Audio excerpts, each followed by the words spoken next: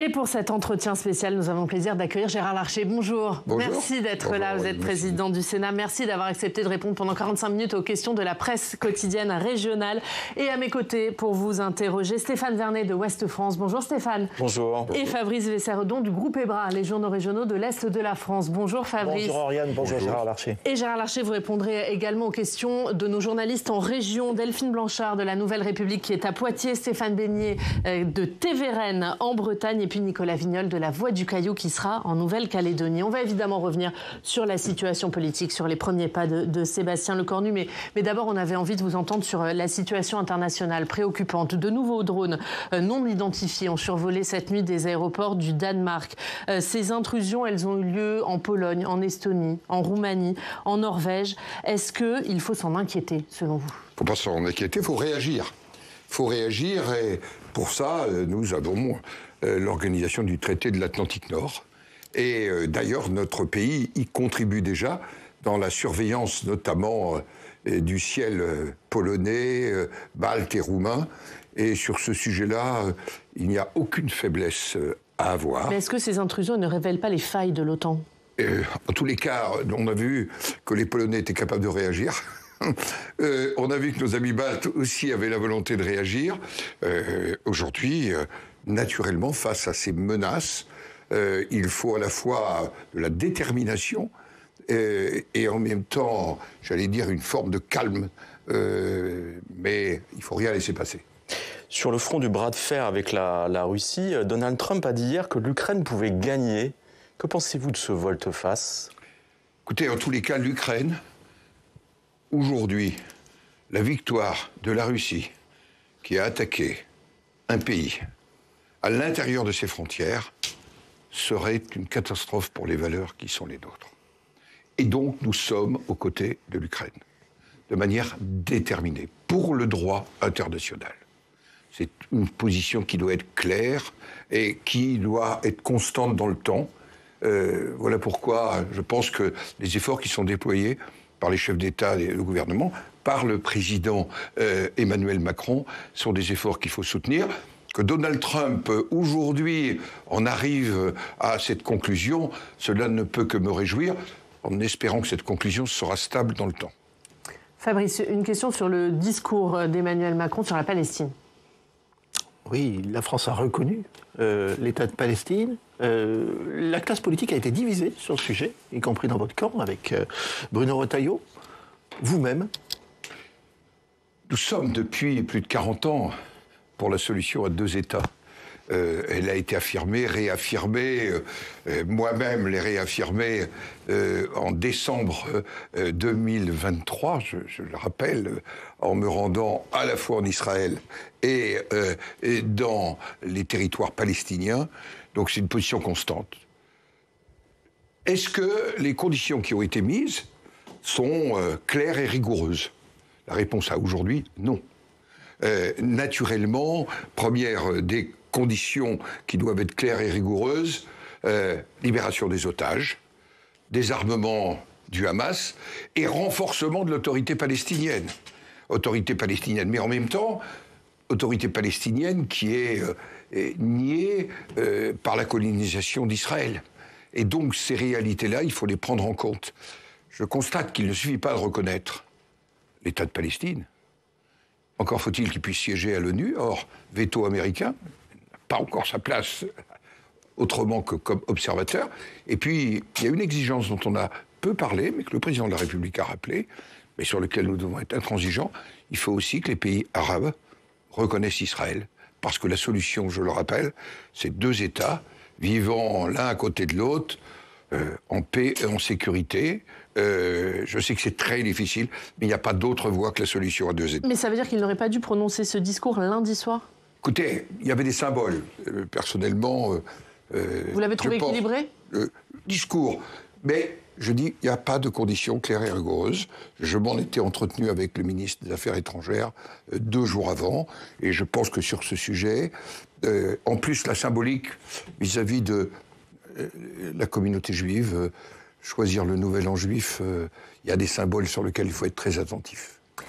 On va passer à l'actualité nationale et les premiers pas de Sébastien Lecornu, le nouveau Premier ministre qui a rencontré hier les syndicats qui, à la sortie, ont annoncé une nouvelle journée de mobilisation le 2 octobre prochain. Il a raté son rendez-vous avec les organisations syndicales. Il est dans la phase de consultation. Il leur propose un certain nombre de thèmes sur lesquels il faut travailler. Et je pense que le thème travail, le thème financement de la protection sociale, par exemple, c'est deux thèmes tout à fait essentiels. Et paritarisme, dialogue social. J'ai une certaine habitude du dialogue social, historiquement, dans mon engagement et encore aujourd'hui. Je pense que le Premier ministre devra faire des propositions pour les partenaires sociaux. Mais est-ce qu'il aurait dû les faire moi, hier personnellement, matin ? Je pense que la mobilisation du 18, elle traduit une forme d'inquiétude. D'ailleurs, regardons-la, cette mobilisation, elle est d'abord une mobilisation de la fonction publique et dans le secteur des transports. Mais je ne vais pas vous dire qu'il n'y a pas de... Vous l'avez trouvée importante, cette... Je l'ai trouvée significative, oui. Et en même temps significative. Moi, je ne considère jamais que ces moments-là sont des moments à passer par pertes et profits. Ils sont en position de force, les syndicats, aujourd'hui ? Écoutez, c'est pas une question de... Ce qu'il faudrait, c'est qu'ensemble, on rende la France plus forte. Je ne suis pas sûr que la grève et des manifestations à répétition soient une manière. Voilà pourquoi le temps du dialogue m'apparaît indispensable. Mais ce temps-là est un temps qui commence à devenir un temps long. À un moment, il va falloir que le Premier ministre se positionne. Bien sûr. Est-ce que vous pensez qu'il fera une déclaration de politique générale à son arrivée ? Ah ben, c'est indispensable qu'il fasse une déclaration. C'est pas obligatoire. Non, mais vis-à-vis du Parlement, je dois vous dire que je lui ai déjà recommandé de faire une déclaration de politique générale le jour où il aurait... Est-ce qu'il vous a dit qu'il en ferait une ? J'ai bien le sentiment qu'il en fera une. Et en tous les cas, je pense que c'est une question de respect vis-à-vis du Parlement. Le Parlement est parfois malmené. Le Parlement n'a pas été du tout associé, y compris à la décision de François Bayrou à la fin du mois d'août. Donc je pense qu'il faut repartir sur des bases saines. Il y a un exécutif, il y a un Parlement. Et c'est au moment de sa déclaration de politique générale qu'il mettra l'ensemble de sa feuille de route, de son programme bien sûr, sur la table, pas avant. Mais bien, écoutez, il n'y a pas intérêt à faire des annonces avant, en fait ? D'abord, il faut... Notamment il y a un vis-à-vis des Premier syndicats. ministre, il y a un gouvernement, et il faut qu'il établisse, notamment avec le socle commun, qu'on a appelé un contrat, mais qui peut être une lettre cadre, une feuille de route dans laquelle vous avez les 4-5 piliers budgétaires, piliers régaliens. Le sujet, par exemple, de la politique de sécurité, de la politique migratoire, mais aussi sujet de la décentralisation. C'est en fait la seule annonce qu'il est faite aujourd'hui, c'est l'annonce de la décentralisation. Vous avez avancé sur ce socle commun, enfin en tout cas ce programme cadre ou cet accord que demandent les Républicains. Le Premier ministre pour entrer au gouvernement a une méthode. Il réunit notamment, et ça me semble important, les présidents des partis politiques, ce qui n'était pas tout à fait le cas auparavant. Et je lui ai dit aussi... Il l'a encore fait mardi. Oui, et qu'il faut qu'il le fasse aussi avec les présidents des groupes politiques du socle commun du Parlement. Je prends un exemple, la semaine prochaine, ici même, je réunirai les présidents des groupes politiques du socle commun pour actualiser toute la feuille de route sur la décentralisation. On a besoin de travailler ensemble. Sur le budget Oui, sur le budget et un peu sur la méthode aussi. Le Premier ministre a confié aux journalistes de la presse régionale, dont nous deux ici présents, que la dette n'était plus le problème numéro 1 de la France. C'était un problème important parmi d'autres, comme la sécurité intérieure, la sécurité extérieure. Vous le pensez aussi ? Je vous parlais de feuilles de route, de contrats de gouvernement. Dans ces sujets-là, il y a le budget, donc la dette. Il y a aussi la sécurité intérieure et extérieure. C'est l'ancien ministre de la Défense. Sécurité extérieure, on vient d'en parler. On parlait des drones qui survolaient l'Europe actuellement. C'est un vrai sujet. Ces derniers mois, on n'a parlé que de dette. Sous le gouvernement Bayrou, on n'a parlé que de dette. Oui, mais enfin, la réalité, c'est que ce pays, il est à 3 400 milliards de dettes. C'est vrai que ce pays est en train de devenir le dernier de la classe dans l'Union européenne, que ce pays a aujourd'hui des niveaux de taux d'intérêt qui vont faire que dans 3 ans, le premier budget sera le remboursement des intérêts de la dette. Voilà pourquoi la priorité, c'est la diminution de la dépense publique. J'entends tous les débats depuis 15 jours, 3 semaines sur la taxation. Mais le premier sujet, c'est la diminution de la dépense publique. Et ça n'est pas par hasard. Si le Sénat, le 7 juillet dernier, après un travail en profondeur réalisé par nos rapporteurs, mais de manière collective, plus de 70, nous avons proposé et nous avons déposé, j'allais dire, des orientations qui déjà nous conduisaient, sans qu'elles soient totalement achevées, dans une diminution de la dépense publique qui se situait entre 30 et 32 milliards. Il nous reste à travailler la question de la fiscalité, de la lutte contre la fraude, quelque chose de tout à fait essentiel, avec une inquiétude particulière, c'est l'état du budget social. Nous nous apprêtons, malheureusement, sur l'assurance maladie, à dépasser les 15 milliards de déficit qui étaient prévus. Je vous rappelle qu'on était quasiment à l'équilibre en 2019, et nous nous orientons plutôt vers 20 milliards l'an prochain si nous ne faisons rien. Vous avez évoqué la fiscalité, pour parler de taxation. Alors on a bien compris que la taxe Zuckman ne passait pas du tout, mais il y a quand même la question de la taxation des plus riches ou des plus fortunés.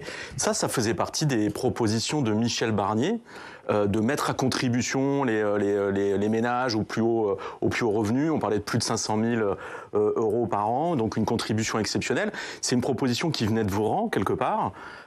Aujourd'hui, comment se positionnerait la droite, les Républicains en particulier, par rapport à ce type de question? On part d'un postulat, c'est que nous sommes déjà la médaille d'or des prélèvements obligatoires.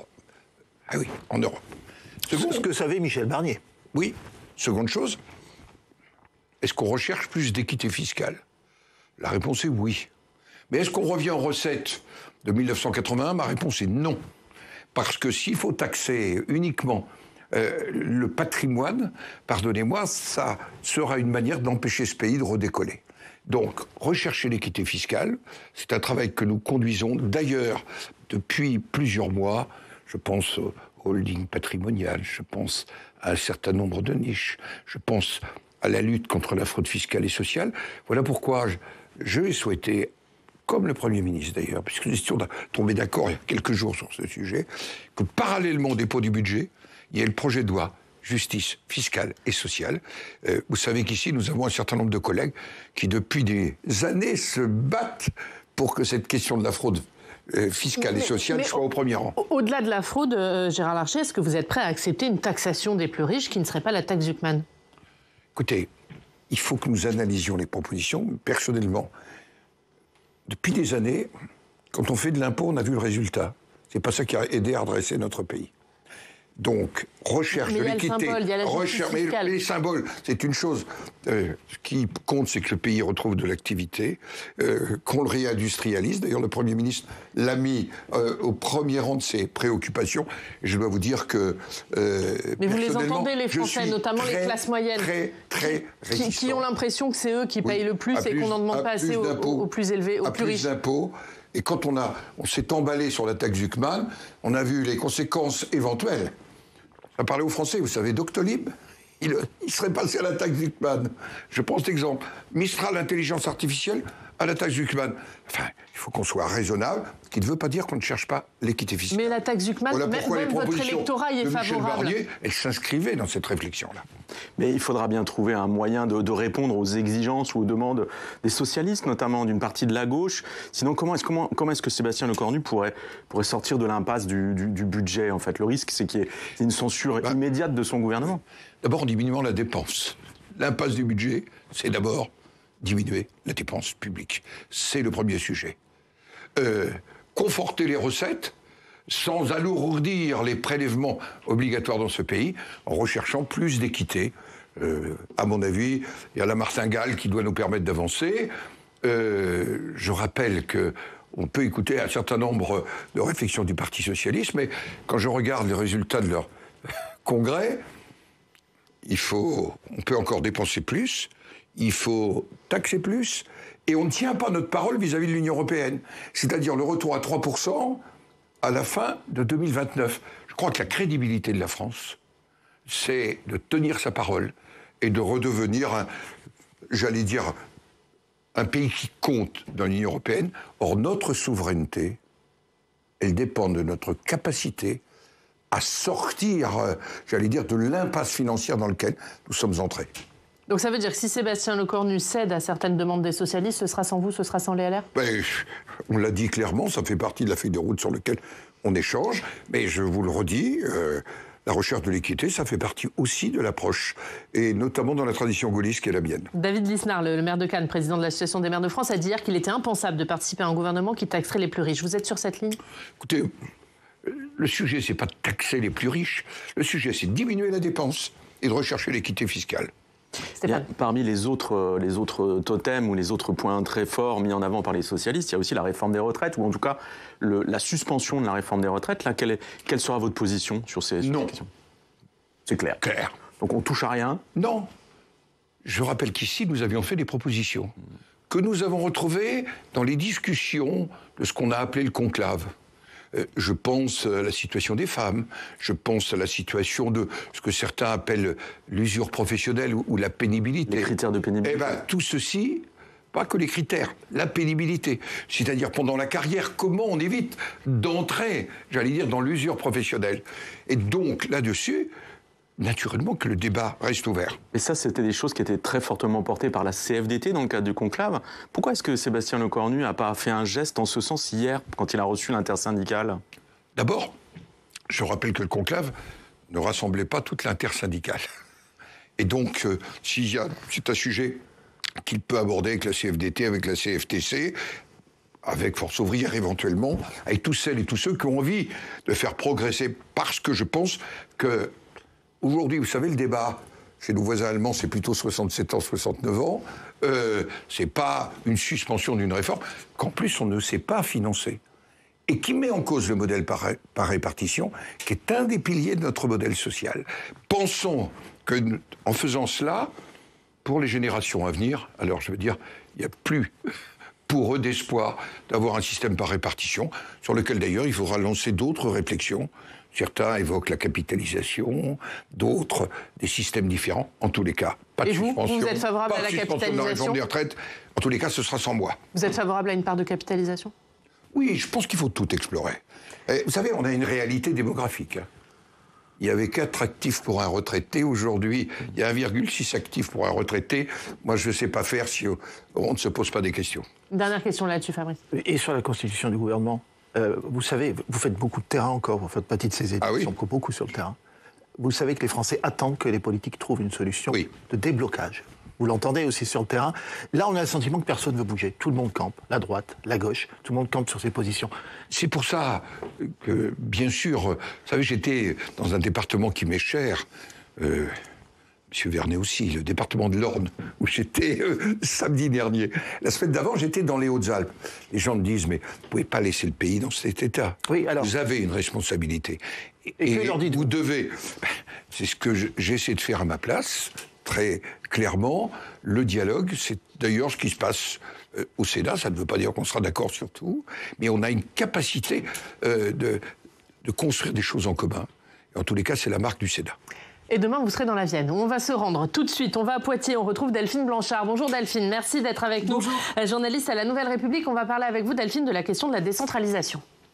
Oui, tout à fait. Bonjour, Monsieur Larcher. Vous êtes l'invité demain du Congrès des maires ruraux de France au Palais des Congrès du Futuroscope dans la Vienne. Et donc, vous serez face à plus de 10 000 maires. Vous en parliez tout à l'heure. Sébastien Lecornu a récemment annoncé un grand acte de décentralisation en attendant notamment des propositions venant des élus locaux. La plupart des maires, que nous avons interrogés, ils n'y croient plus du tout à ces promesses de décentralisation. On leur a fait le coup trop de fois. Qu'allez-vous leur dire demain à ce sujet ? Et puis d'ailleurs, vous, est-ce que vous y croyez vraiment à ce grand acte ? Moi, j'en renonce jamais. Ça fait des années que nous parlons d'un nouveau souffle de la décentralisation. Tout est prêt. Le Sénat y a beaucoup travaillé, de manière d'ailleurs transgrosse politique. Nous avons sorti un ensemble de propositions en 2023. 15 propositions pour retrouver le pouvoir d'agir. Nous avons déposé des propositions de loi en 2024. Donc, et la semaine prochaine, je réunis, notamment dans le cadre du socle commun, je réunirai et je verrai aussi les présidents de groupes d'opposition et minoritaires pour que le Sénat puisse faire des propositions avant le 31 décembre. Je leur dis qu'il ne faut jamais désespérer, il faut y croire. Je pense qu'il faut être très pragmatique. On a besoin de retrouver de la liberté. On a besoin de retrouver de l'autonomie fiscale et financière. Il faut clarifier les rapports entre l'État et chaque strate de collectivité, les communes, les départements et les régions. Hier, je travaillais avec un certain nombre de départements. Avant-hier, je recevais Carole Delga pour en parler au niveau des régions. Et donc, ce que nous ferons demain, c'est bien sûr passer un message, mais aussi écouter ce que nous diront les maires ruraux. Et d'ailleurs, c'est un peu un symbole. J'y vais avec la présidente de l'Assemblée nationale, parce que je pense que c'est tout à fait essentiel que l'ensemble de la représentation nationale partage les préoccupations de celles et de ceux qui sont le socle de la République. Aujourd'hui, les 35 000 communes, c'est le socle de la République. Et Delphine Blanchard, vous avez une autre question pour Gérard Larcher. Oui, est-ce que vous pensez vraiment que ce soit une urgence pour les Français, à l'heure où ils se mobilisent pour boucler leur fin de mois et où ils regardent les prix de l'essence à la pompe, que les syndicats manifestent une nouvelle fois la semaine prochaine, on en a parlé? Est-ce qu'il y a vraiment un grand acte de décentralisation? C'était vraiment une priorité, c'était vraiment la première chose à annoncer? C'est, pardonnez-moi, la vie quotidienne des Françaises et des Français. Elle se joue d'abord dans leur commune. Vous savez, le matin, quand ils conduisent leur enfant au collège, c'est le département. Quand les plus grands vont au lycée, c'est la région. Donc, agir sur la vie quotidienne. Je crois que les Français attendent de nous une capacité à faire la synthèse et à nous écouter et parfois à prendre des décisions communes, mais ils attendent aussi des réponses dans leur vie quotidienne, ce qu'on appelle la proximité. Or, la proximité, c'est vraiment quelque chose de tout à fait essentiel. Et il y a un deuxième principe peut-être difficile à comprendre qui s'appelle la subsidiarité. Ce qu'on peut faire en proximité, on le fait mieux en proximité que de manière centralisée. Merci Delphine, et on regarde... Et à demain. Et on regarde la une de la Nouvelle République. Gérard Larcher, dans son interview à la presse régionale, Sébastien Lecornu a promis un grand acte de décentralisation. Ça fait depuis 2017 qu'Emmanuel Macron promet cet acte. Est-ce que vous pensez que cette fois, c'est la bonne? Écoutez, en tous les cas, j'allais dire chiche. Et nous sommes prêts. Nous allons actualiser nos propositions. Mais est-ce qu'Emmanuel Macron est prêt? En tous les cas, je lui en ai parlé, Emmanuel Macron. J'ai dit qu'on ne pouvait plus attendre. Et qu'en plus, ça contribuait, ce que nous venons d'entendre de la part de votre consoeur, c'est que les gens se disent, et notamment les élus, mais c'est pas vrai, ça va, on n'y arrive pas, quoi. On n'y croit plus. Ça fait combien de congrès dont on parle de ça, que ce soit dans le domaine du logement? Est-ce que la crise du logement, la manière de s'en sortir, ça n'est pas, par exemple, de confier à la commune? Est-ce que dans le champ social, où nous voyons un certain nombre d'aberrations dans le champ social, est-ce que ça n'est pas en confiant plus au département? Mais qu'est-ce qu'il vous dit, Emmanuel Macron? Pourquoi on n'en voit pas la couleur depuis 8 ans? Parce que je pense qu'il n'y croyait pas. Au départ, c'était un de nos motifs, d'ailleurs, de véritable, j'allais dire, désaccord entre nous. Et aujourd'hui? Je pense que la situation du pays nécessite la proximité, j'insiste là-dessus. Le ciment de la République, aujourd'hui, c'est d'abord les territoires. Stéphane, est-ce que vous comprenez bien ce que Sébastien Lecornu a en tête quand il parle de grand acte de décentralisation? Il parle essentiellement et avant tout de redéfinition des compétences. Il vous a adressé un courrier vendredi dernier, ainsi qu'à la présidente de l'Assemblée nationale, les présidents de régions, de départements, dans lequel il vous demande d'avoir une contribution et il définit un certain nombre de thèmes qu'il voudrait vous voir étudier ou sur lesquels il attend vos propositions. La santé, l'environnement, le logement, l'urbanisme, le sport, la culture. Là, on parle de quoi, en fait? On parle d'un réaménagement, mais pas de suppression de strates de collectivités, c'est clair. Il faut être pragmatique et concret, et notamment dans la situation politique dans laquelle nous sommes. Et puis, on ne va pas faire des big-bang tous les 10 ans ou tous les 15 ans. Je crois que la première des choses à examiner, c'est les relations entre l'État et chaque niveau de collectivité territoriale. L'État central, l'État déconcentré, les préfets en région. L'État territorial et la commune, par exemple. Je parlais d'urbanisme et de logement et de simplification. Je parlais de social pour les départements il y a un instant. Pour les régions, la question de la formation, tout à fait essentielle, y compris avec les partenaires sociaux, ou la question de l'orientation. Je crois qu'il faut se donner des objectifs simples, pragmatiques, concrets, qui peuvent être mis en œuvre rapidement. Et rendons à François Bayrou et au travail qu'il a fait, Bruno Retailleau, notamment ce qu'il a annoncé à Chartres, c'est-à-dire de donner au préfet des concentrations, eh bien, l'autorité sur l'ensemble des services de l'État, c'est un motif, j'allais dire, d'espérance pour notamment le couple préfet-maire et préfet-président de conseil départemental. Concrètement, ça veut dire l'affaiblissement, voire la suppression, la disparition d'un certain nombre d'agences d'État. Alors, naturellement. D'abord, retrouver de l'autorité, puisque partie des agences échappaient complètement aux représentants de l'État territorial, y compris dans une région chère au cœur d'Ouest-France, la Bretagne. On a vu de quelle manière il y avait cette perte de capacité. Et donc, ça m'apparaît tout à fait important de le faire. Mais je dis, il faut que ce soit du concret. Sinon, ce sera, j'allais dire, une annonce de plus.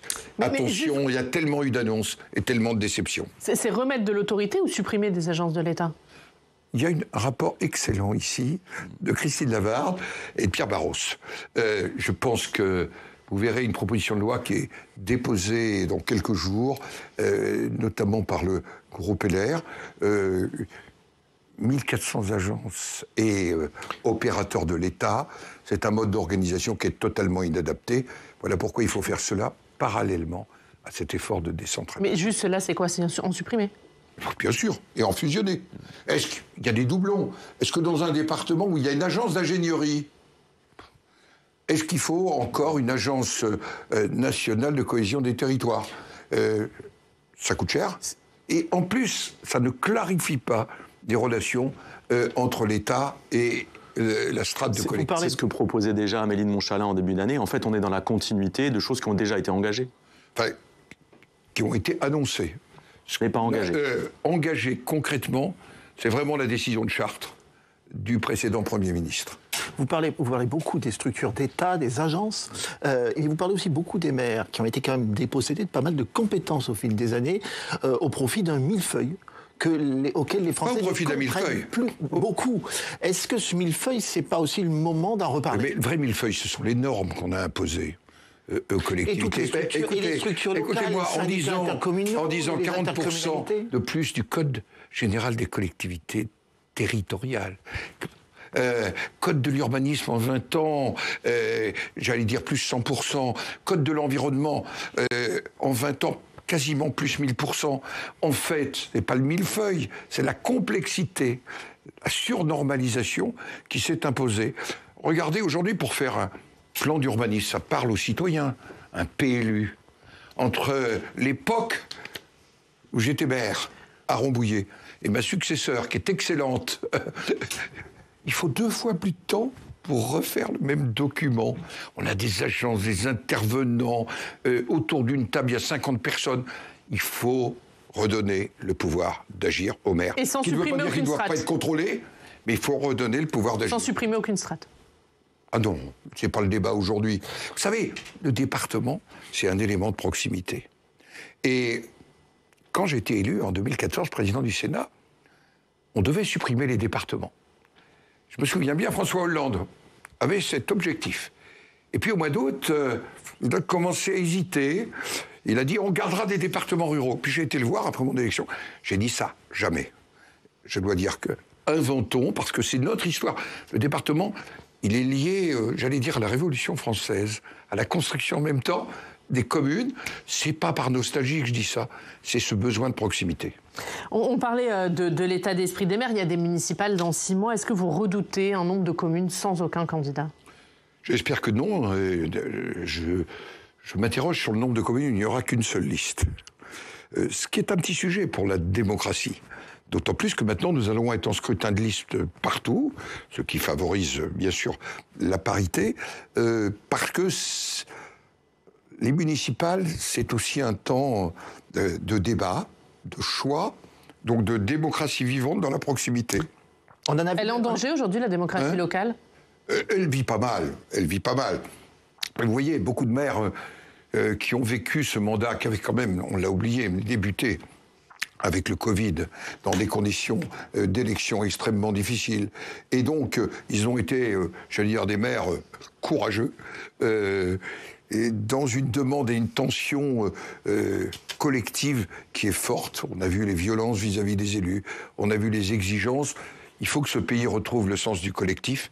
C'est d'abord à partir de la commune, à mon avis, qu'on retrouvera le sens du collectif. Il y a un autre aspect des choses autour des municipales, c'est qu'on voit qu'il y a une progression par capillarité du Rassemblement national, notamment au milieu rural, depuis des années. Le vote RN monte beaucoup.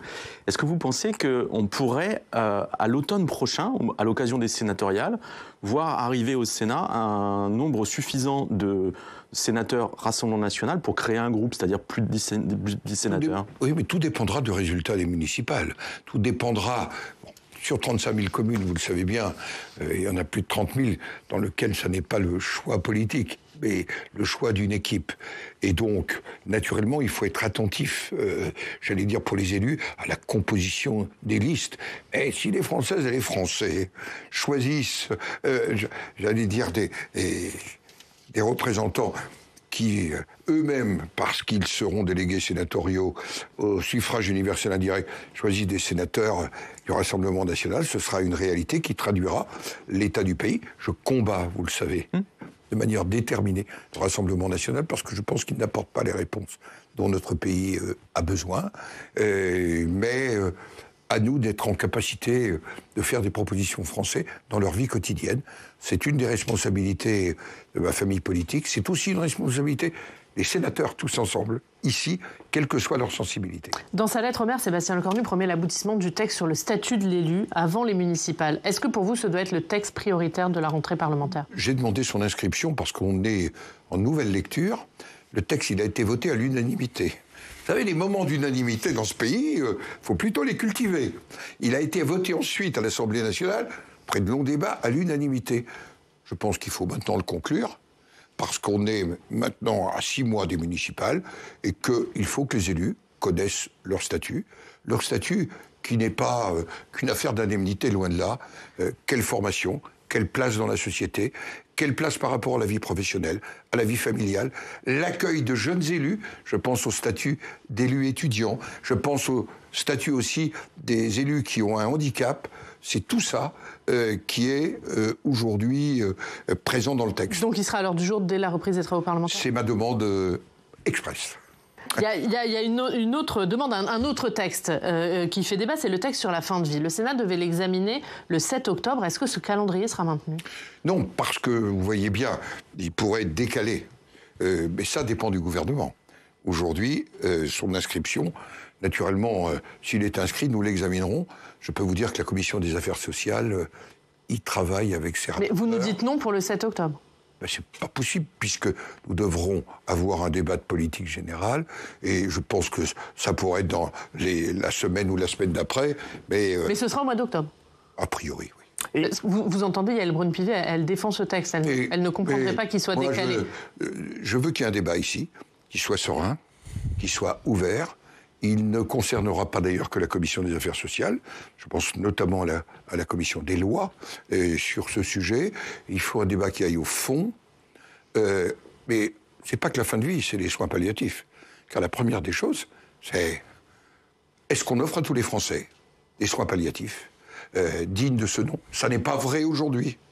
Il y a donc une exigence majeure, y compris pourtant le respect de la personne. Voilà pourquoi je souhaite que le débat ici soit approfondi, autant sur les soins palliatifs que sur la question de la fin de vie, qui correspond à l'intime de chacun aussi, dans son appréhension, dans le respect à la vie. Et je souhaite que ce débat ici soit exemplaire. Quid du texte sur le statut de la Corse? Sans doute plus tard, mais vous connaissez ma position. Le gouvernement doit suivre l'avis du Conseil d'État. C'est clair. La notion de communauté n'existe pas dans notre Constitution.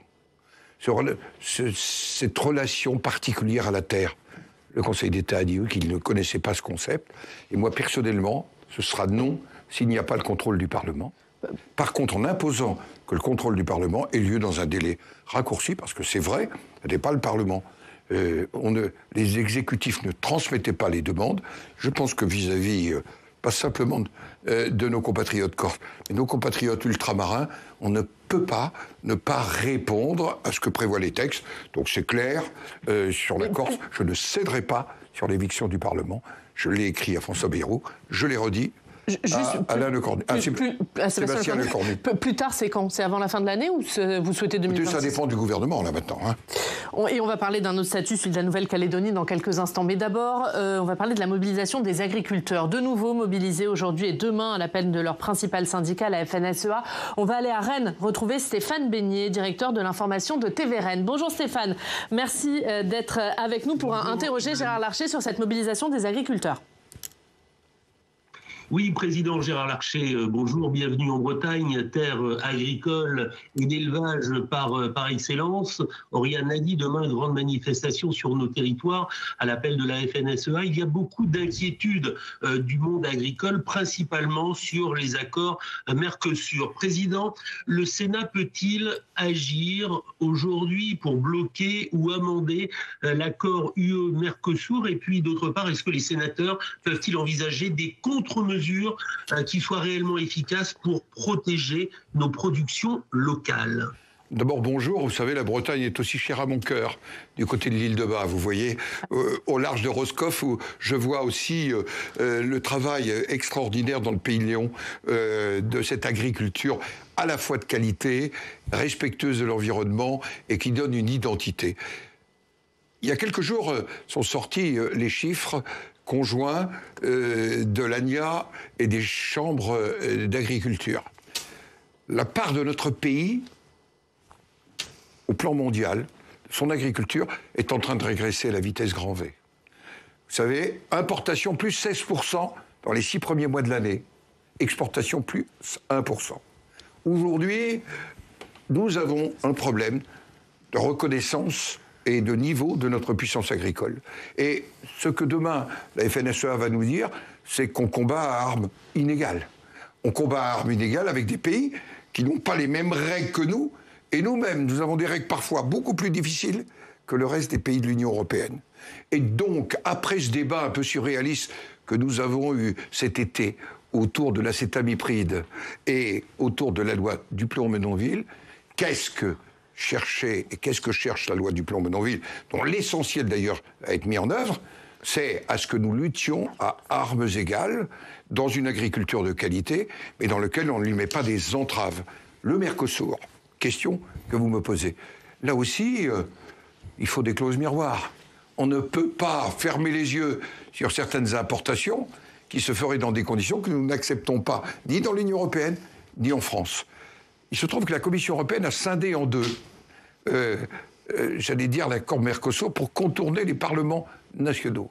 Nous sommes déterminés, aux côtés notamment de la ministre de l'Agriculture, le sera-t-elle demain, je le souhaite, mais ça ne m'appartient pas, à ce que nous fassions valoir à la fois ces clauses miroirs et à la fois, j'allais dire, une équité de traitement dans le domaine de l'agriculture et de l'industrie agroalimentaire. On entend votre détermination, mais est-ce que la France a encore les moyens de peser sur cet accord? C'est bien pour ça, ça nous reconduit au budget. Je pèse si j'ai de la souveraineté, si je suis crédible financièrement.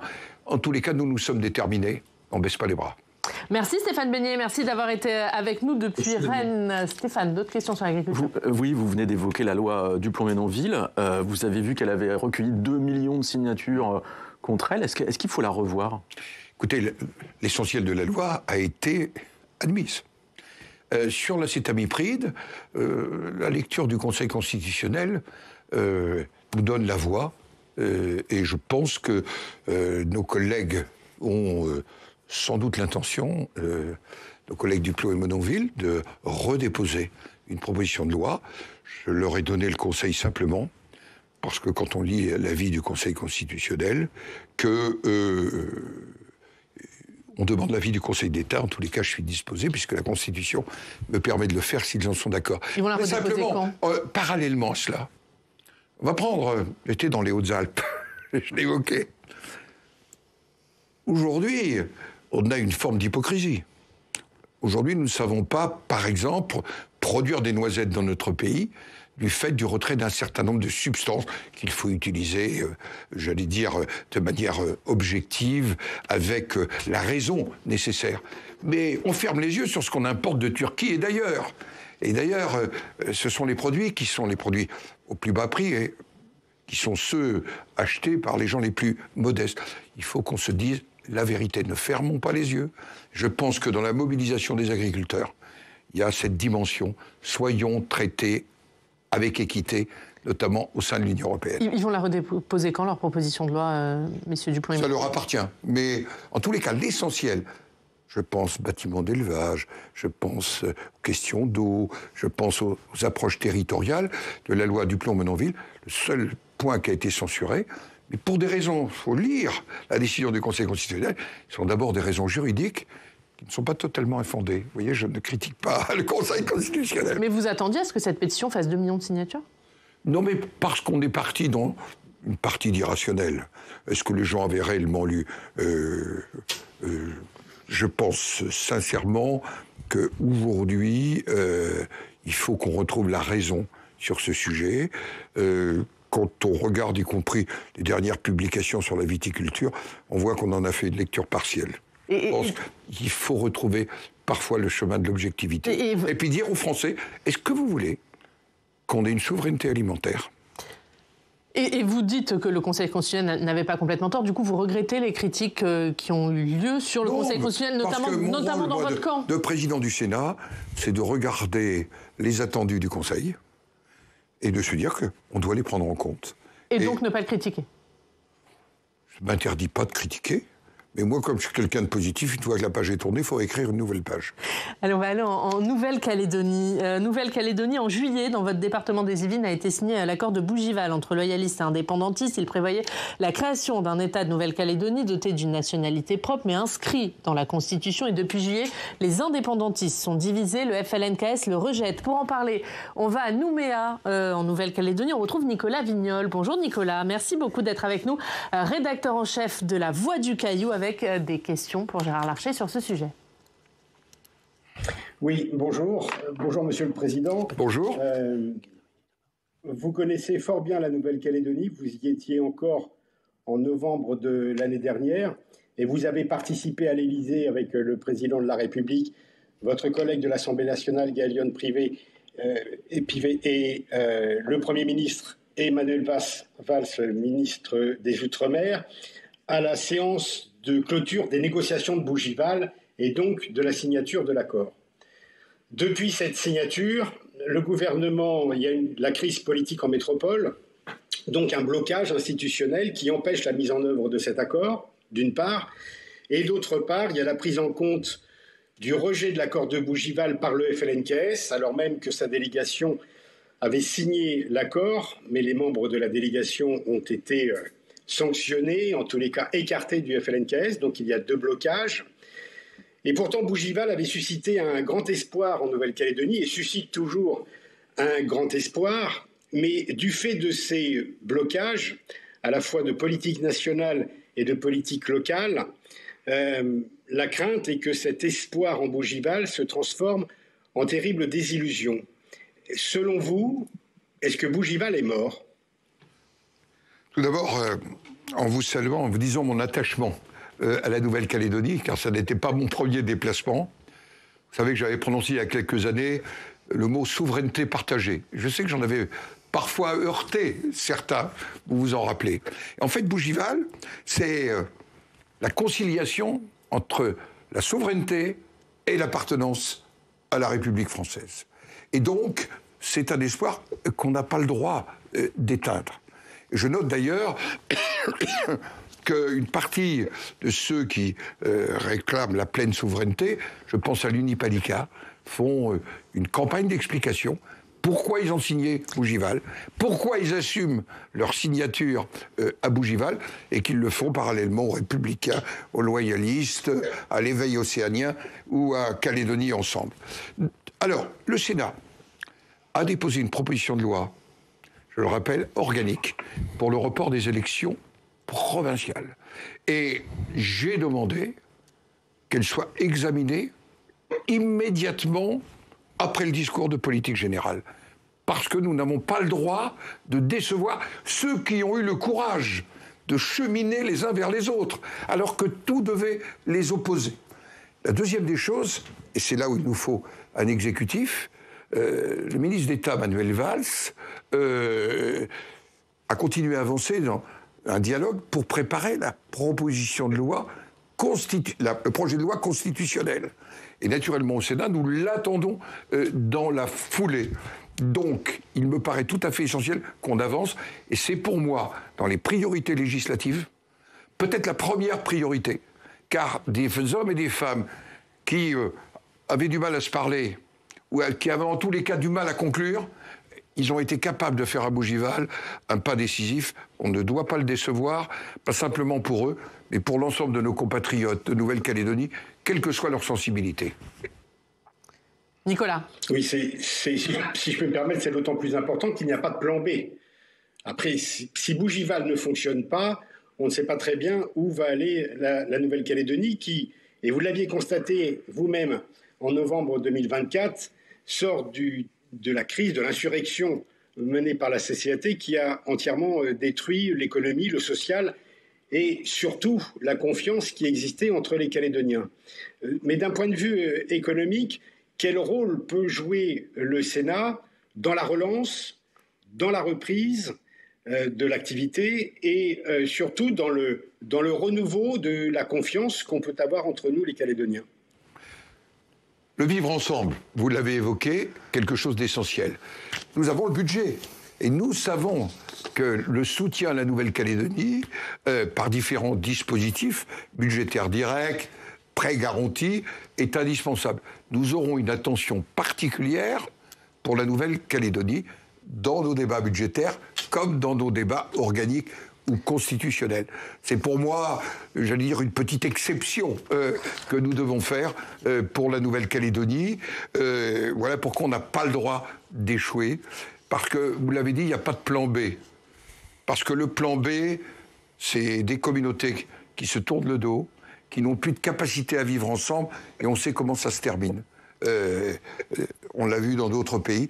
On a le devoir, j'allais dire, de faire République ensemble, y compris dans cette construction particulière, sui generis, un État calédonien inscrit dans la République française, avec une partie de compétences régaliennes transférées. Voilà des réalités qu'il faut mettre en œuvre.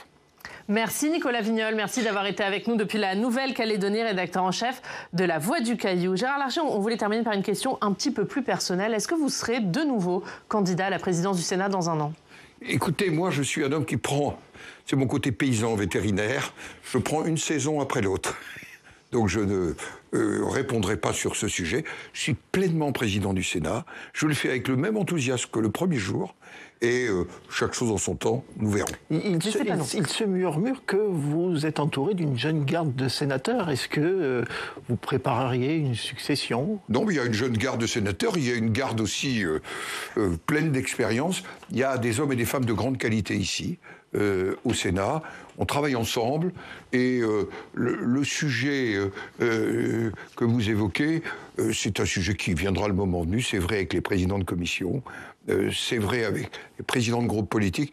Très honnêtement, être président du Sénat, aujourd'hui, c'est une responsabilité importante. C'est en même temps être tout simplement le capitaine d'une équipe qui parfois a des couleurs différentes, mais d'une équipe qui a envie de servir notre pays. Merci Gérard Larcher. Merci beaucoup d'avoir été notre invité face à la presse régionale. Merci Stéphane Vernet, merci Fabrice Vesseredon. Et on va analyser tout de suite votre interview avec Michaël Damon et Benjamin Morel.